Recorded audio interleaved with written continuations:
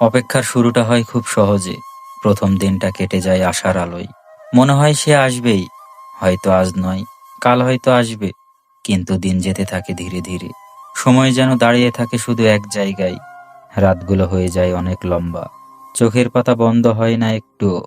হৃদয় শুধু অপেক্ষা করে একটি মুখের জন্য, একটি কণ্ঠের জন্য, একটি ছোঁয়ার জন্য। প্রতিদিন সূর্য ওঠে, আমি আশা করি আজ হয়তো আসবে সে। কিন্তু প্রতিদিন সূর্য ডুবে যায়, শুধু আশা ভেঙে যায় আমার বুকের ভেতরে। আমি হাজারো ভিড়ের মধ্যে দাঁড়াই, তবুও তাকে খুঁজি। তার চোখ, তার হাসি, তার নিঃশ্বাস, সবকিছু যেন মনে গেঁথে আছে। কিন্তু সেই মানুষটাই নেই। শুধু নেই বললেই প্রতিটি মুহূর্তে অসহ্য লাগে। অপেক্ষা কখনো কষ্টের হয়, আবার কখনো মিষ্টি স্বপ্নের মতো। কিন্তু আমার অপেক্ষা হয়ে গেছে বিষাদময়। প্রতিটি রাত আমি তার নাম ধরে ডাকি, কিন্তু উত্তর মেলে না।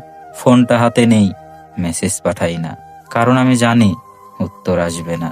তবুও আমি ভাঙা হৃদয় নিয়ে অপেক্ষা করি। হয়তো একদিন সে ফিরে আসবে, হয়তো কোনো একদিন আবার বলবে, আমি দেরি করে ফেলেছি, কিন্তু তোমাকে ছেড়ে যাইনি। তবুও সেই দিন আসছে না, বরং প্রতিদিন নতুন শূন্যতা জমে যায় আমার ভেতরে।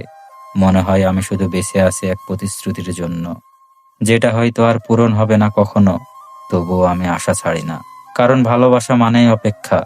যত কষ্টই হোক, যত অশ্রুই ঝরুক, ভালোবাসা মানেই তার জন্য পথ চেয়ে থাকা।